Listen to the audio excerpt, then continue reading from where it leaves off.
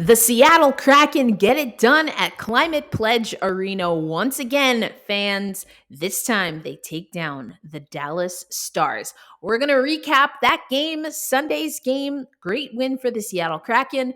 I'm going to talk yet again about goalies. It seems to be a thing. And, of course, we're going to get you ready for the final. And of course, we're going to get you ready for the men's Frozen Four while also talking about this Charlotte Checkers development system that Dave Haxtell feels has been in lockstep with the Seattle Kraken. That's what's coming up on this Monday episode of Locked On Kraken. You are Locked On Kraken, your daily podcast on the Seattle Kraken, part of the Locked On Podcast Network, your team every day. We are the Seattle Kraken.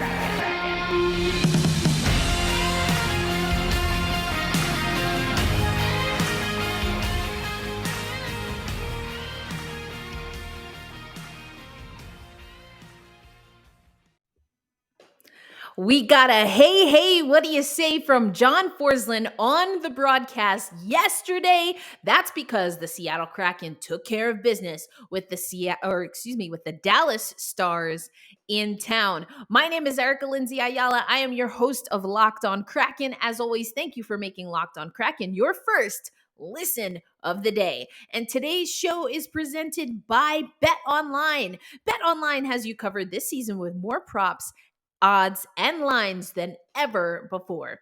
BetOnline, where the game starts. And where we're going to start this episode is by talking about yesterday's game. That was, again, a 4-1 win by the Seattle Kraken. Jared McCann.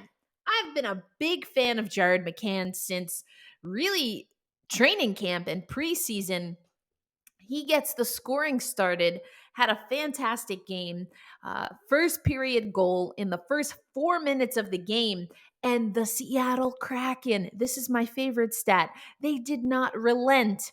They did not give up the lead all game. I love that. Playing ahead. So it was Jared McCann gets the first goal. Ryan Donato, who we'll hear from, that's my guy.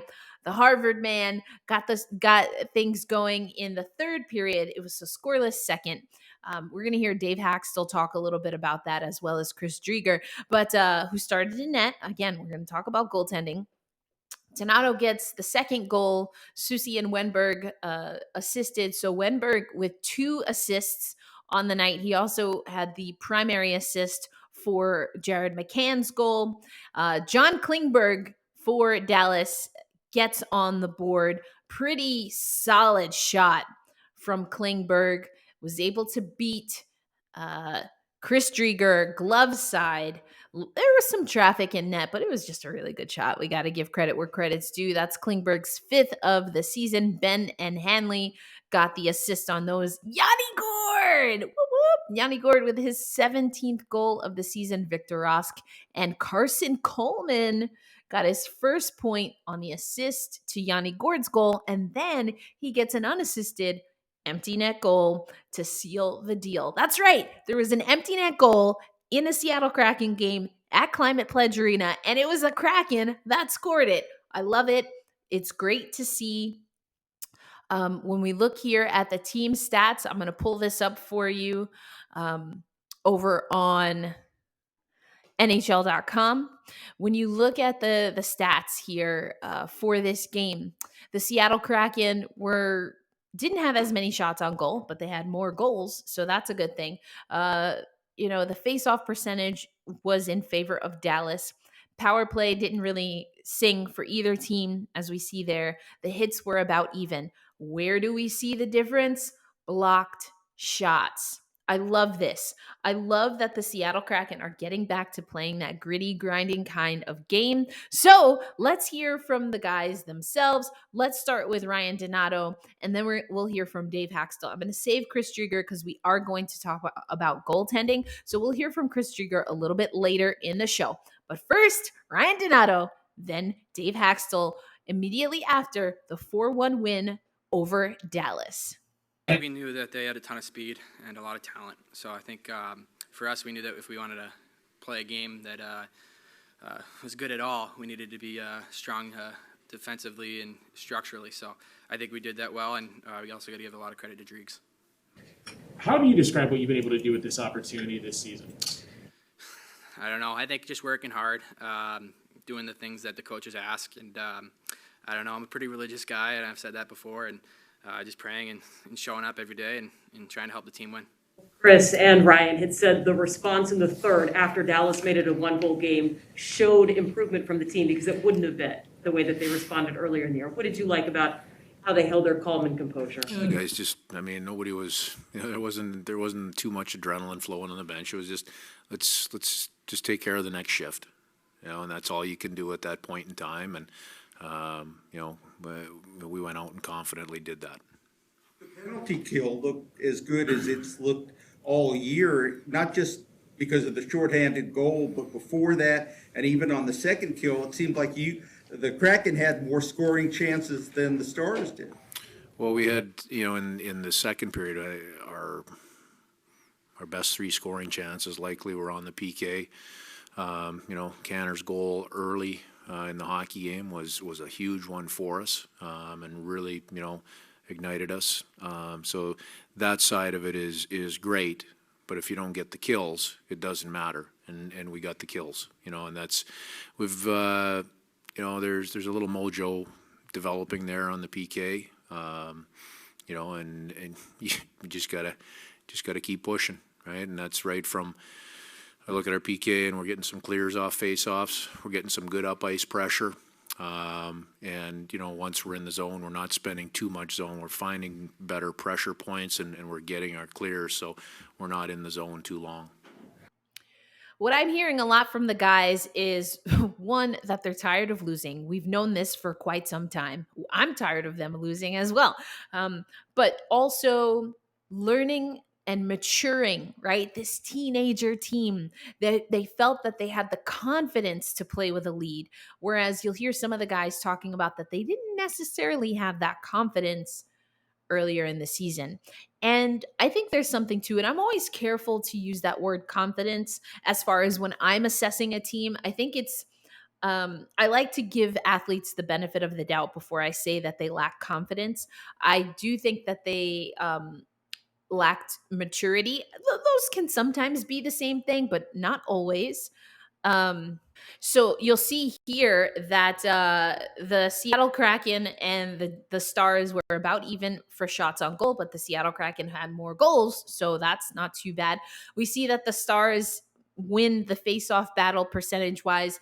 Neither team was able to get the power play to sing. Not necessarily something we're surprised at for the Seattle Kraken.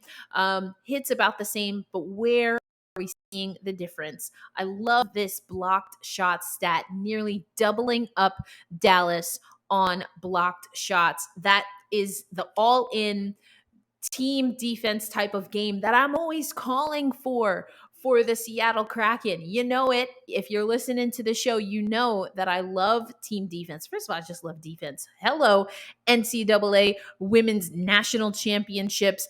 The Seattle Kraken. Nope, excuse me. The South Carolina Gamecocks, led by head coach Dawn Staley, were able to win a championship despite having the fewest points per game all season. There's only one way you can do that, folks. That's with defense.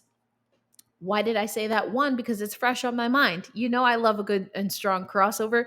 Two, because defense. You can have fewer shots in a game, but if you have more block shots and your shots are going in, guess what? That's how you win the game. So I'm not always looking for the shots on goal to be super high. If the Seattle Kraken need that to kind of get into a flow and a rhythm, it's very different when you see a team has 20 shots and one team has single digit shots, But if you can be efficient and effective with the shots that you do take and you're blocking shots from even getting to net, I love that. I love good defense. Anyway, either way, the Seattle Kraken get the win. They're heading on the road. I think I said that this game was in Dallas, so apologies for that miscue last week. It was at Climate Pledge Arena, as y'all know, especially those who went to the game. So coming up next, we are going to break down a little bit more about Coleman and what Dave Haxtell said about being able to coordinate with the Charlotte Checkers. So we're going to talk about AHL hockey coming up next on Locked On Kraken. Before we get back to the hockey action, let's take a break, take a spell to make sure we have our protein right. And the best way to do that, of course, is with our sponsor, Built Bar.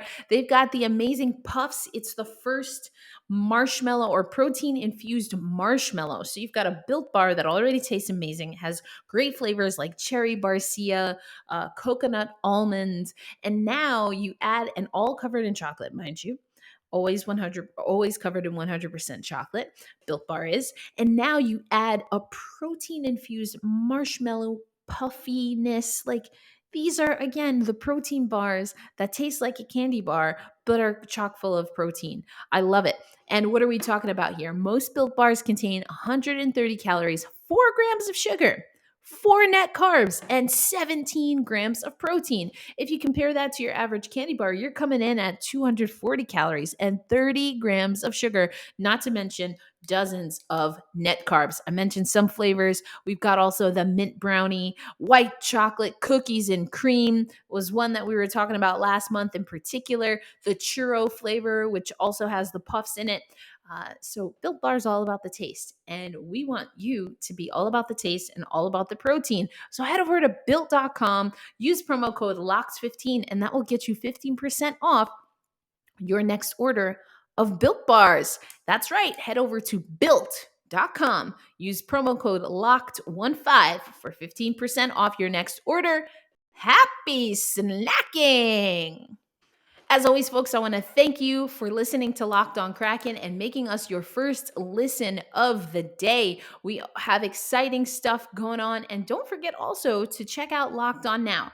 Your experts in every league, every sport will come together mostly on a nightly basis, most nights of the week, and give you quick recaps. And Locked On Now is the show where you can watch all those recaps in one place.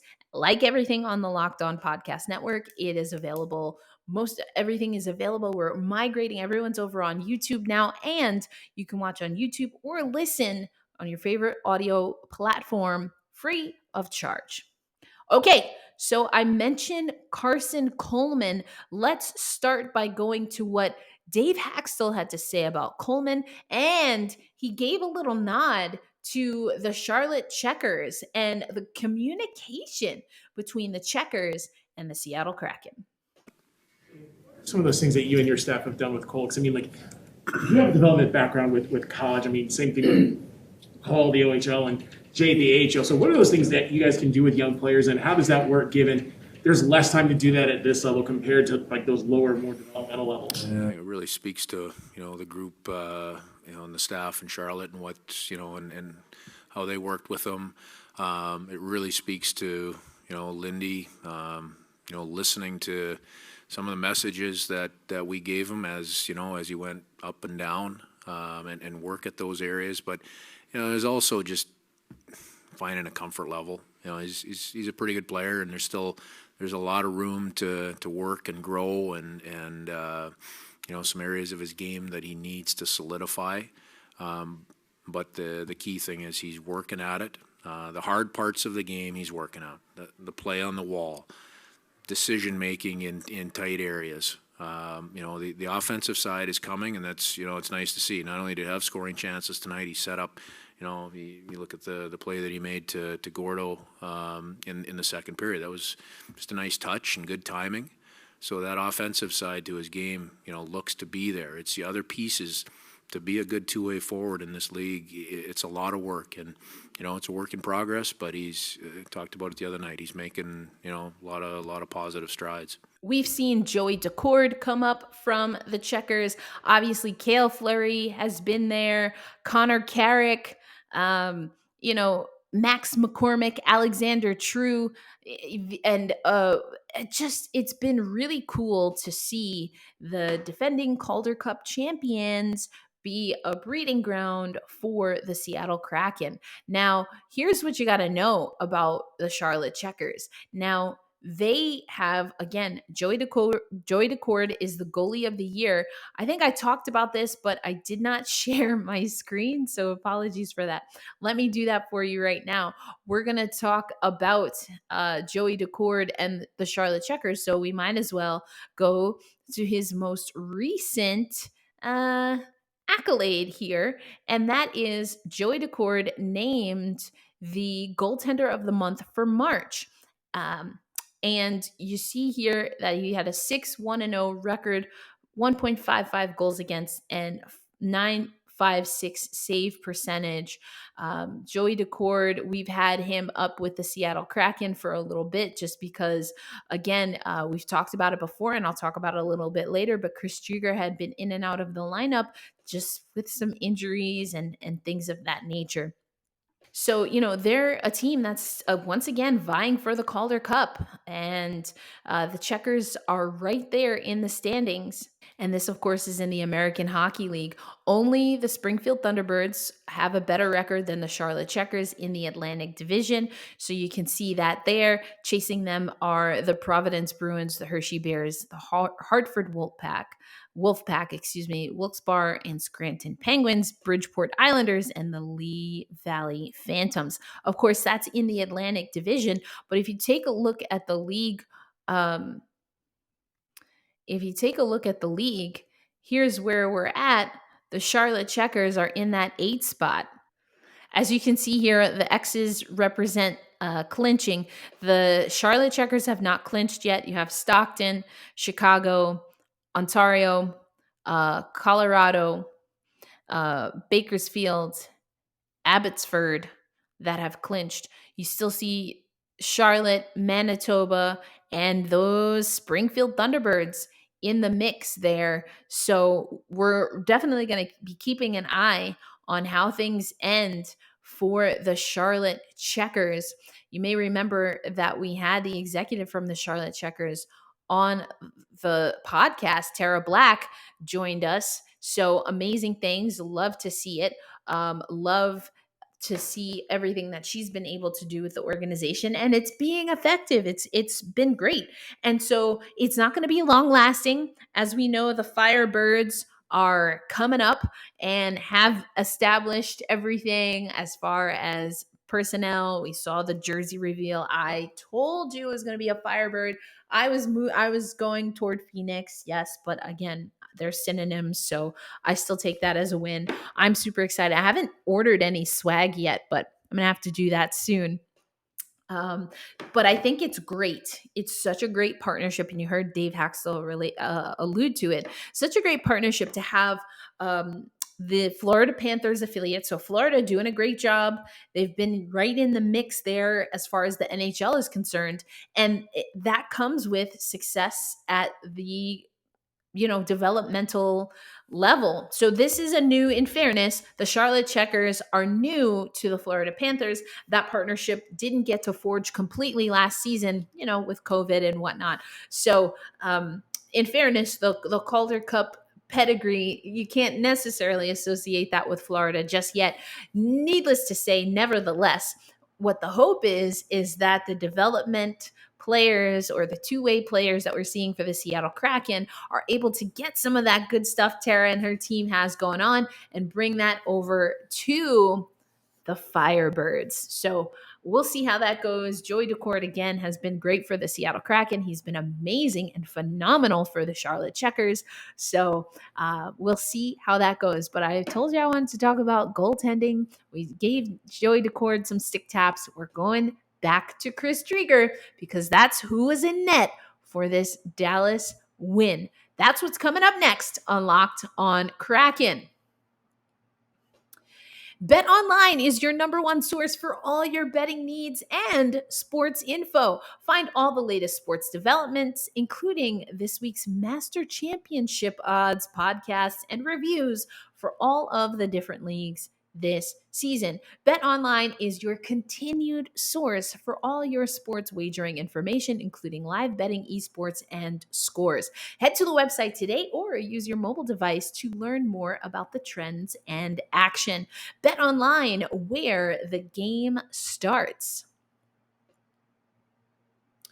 All right, we're coming around the bend here. I told you that we were going to hear from Chris Driedger, so we'll hear a little bit about what he had to say about the win, but then I want to talk about Chris Driedger because I gave you a little bit of an indication.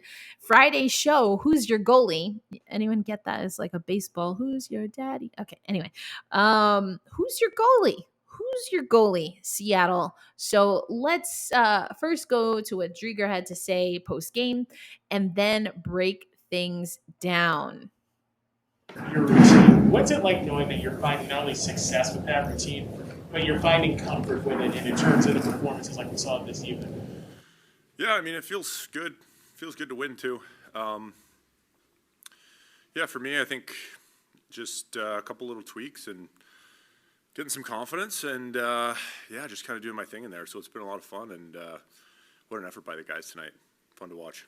Johnny said that it was you that took over the third period. Was that your intent? Well, it's nice of him to say.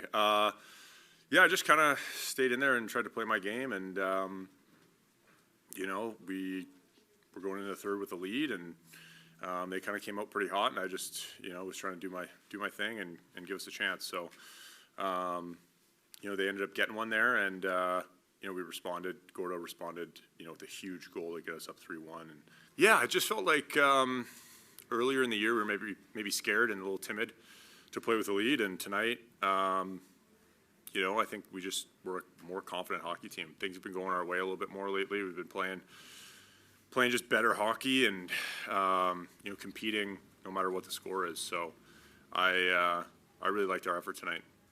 Talking about confidence a little bit ago with yourself. Not being funny, but how the hell does that work for a goaltender, considering like when you make a mistake, the whole world knows it because a big red light comes off. So like, how do you build confidence? Is that a save-to-save thing, a game-to-game thing, a day-to-day? Like, how does that work? Well, fortunately for me, I've let in a couple goals in my career, so I know how to deal with it most of the time. But yeah, you just have a routine when one goes in. You know, kind of just go through it in your head quick, see what you could have done differently. If there's no chance, you know, if there's a little tweak that you need to make, maybe, you know, your depth wasn't good or whatever it may be, and you kind of just reset and stop the next one. So if you let, you know, the goals get to you too much, things can start to spiral. So just try and, you know, approach every shot the same way, no matter what the score is. Talked about or was asked about some of the adjustments and how they're paying off. I mean, you know, again, I thought Dave Haxel was a little bit more dismissive of that, saying that I get where he's coming from. You know, you're a pro, you got to do what it takes to be a pro. That being said, let's also not pretend like sports has been a great and safe place for people to say that they are focusing on the mental part of their game and stress related. You know, Driedger himself mentioned being able to manage, if you can manage stress and be more open about what you're experiencing, then it's a little bit less of an uphill climb. Anyway, I've just been getting the feeling all season, I've been telling you, all season, my eye test, my auntie vibes, I've just been leaning towards Chris Driedger for this team. But it's not always about the eye test, folks. So let's look at some stats here. This comes from Fox Sports, and it's just taking a look at the numbers as they are. So let me get my name out of the way. So we see here that it's Chris Driedger, Philip Grubauer, and Joey Daccord that have made appearances for the Seattle Kraken this season. Now, when we look at the games played, obviously Philip Grubauer has more games played. He also has more of the wins. He also, because he has more games played and the Seattle Kraken haven't won a lot of games, he has more losses. Philip Grubauer, that is, has the only shootout recorded. He's getting a lot more shots. Again, he's got more games. But look at this. He's got 1,300 shots, 1,100 saves. That's a .888 save percentage. That being said, in the shots that Driedger has faced, 561, he's made 504 saves. So the percentage is better. The goals against average is better. Obviously, the goals against, better. So I don't know why they don't have the save percentage here. That's a little weird. Anyway, so just looking at the stats again, it's not a big number. And again, this is all very much auntie vibes and feels. But I wonder if we continue to see a more equitable spread, will we see Driedger come to the surface? I think in a very extremely super mega small sample size, we've already started to see that. How will the trend go? Really don't know. It's also, Groovy has been put to the test this season. And so, speaking of stress or just quite honestly, mental fatigue, we were talking about it for Philip Grubauer, or excuse me, for Chris Driedger, but I wonder where Philip Grubauer is with that. I don't get the sense that he's someone that would talk about that. He's very much like conversations that I have with my coaching staff remain between me and my coaching staff, which I also respect. Again, just two very different approaches. I think both are valuable to the Seattle Kraken, and we'll see how it goes. So anyway, who's your goalie? I think we might need to keep that as, I don't want to call it a segment, but let's keep the finger on the pulse there for who's your goalie. Who's your goalie, Seattle, as we march toward the close of our first regular season, the inaugural season coming to a close this month for the Seattle Kraken. So yeah, let's keep up to date with that. Later this week, I will be traveling to Boston, where the men's Frozen Four is underway. Of course, our guy Matty Beniers is going to be representing Michigan, trying to get to that national championship, not just game, but to hoist the trophy when it's all said and done in Beantown. That being said, I'm working to get a few hosts and other people around hockey to give previews for the matchups. We're going to have Michigan and Michigan State, and then of course we're going to have Minnesota and Minnesota State, and then of course Michigan taking on Denver. That will happen on Thursday. I think it's Thursday. I should probably get that sorted, right? Yeah, no, it's Thursday because Wednesday I'll be in Boston. We'll have some practice highlights. So make sure you're following me on social media. Make sure you're following Locked on Kraken on social media. I'll give you some hits there. And again, try and round up some friends to get you ready for those games. As we always say here on Locked on Kraken, thank you so much for making me and this show your first listen of the day. And of course, we're going to end it with hold fast, stay true, and let's go Kraken. I'll see you tomorrow, folks.